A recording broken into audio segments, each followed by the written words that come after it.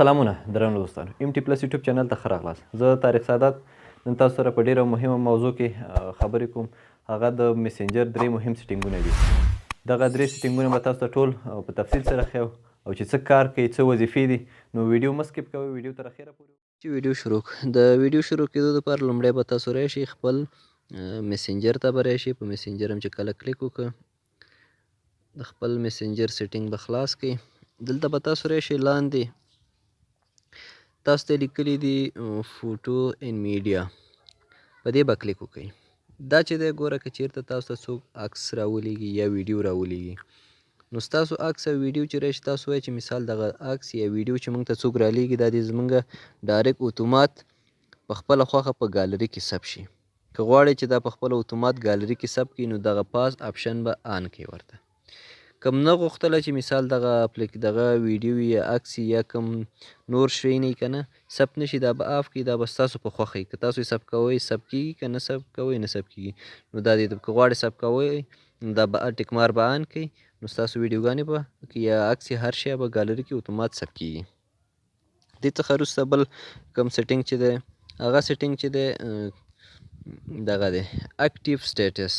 اکټیو سټیټس دا دې دپاره استعمالیږي درنو دوستانو، که تاسو غواړئ چې په میسنجر کې مثال کار کوئ، په فیسبوک کې تاسو مثال چاته ښکاره نه شي چې تاسو آنلاین هستئ که آفلاین اوس مهال، نو دغه آپشن به آف کړئ.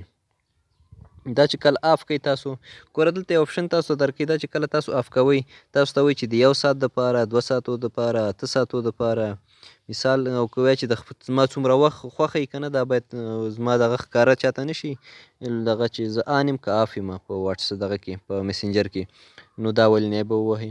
دا هم چې ووهه ستاسو لوکیشن ستاسو دا کوم سټیټس چې دی یعنې کوم هغې ته چې ښکاري چې دا لاین کې دی که نه دی هغه به ورته نه شو کوي چې دا اوس مهال لاین کې دی که نه دی. تاسو هغه کوم شین نښان چې دی هغه به نه روښانه کوي ورته.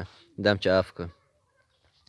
او دې پسې بل دریم سیټینګ چې دی هغه سیټینګ چې دی د دغه دپاره دی، د غواړئ تاسو مثال دغه بدل کړئ پکې دغه اوازونه د خپل د میسج تاسو ته راځي که نه، مختلف قسمه اوازونه وي که نه، تاسو غواړئ د خپل د میسج اواز بدل کړئ نو دغه دویم آپشن باندې به کلیک وکړئ، رینګ ټونز.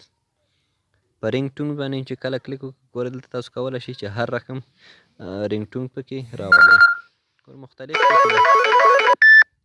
مختلف قسمه رینګ ټون تاسو راوستلی شئ د دې څخه. نو دغه مهم سیټینګونه یو څو دانې خدای وکړي چې څه مو ترېنه زده کړي. که چېرته مو ویډیو خوښه شوې وي د خپلو درنو دوستانو سره هم در سره شیر کړئ تر څو هغوی هم ترې استفاده وکړي. د راتلونکي ویډیو دپاره ښه وخت، ښې چارې.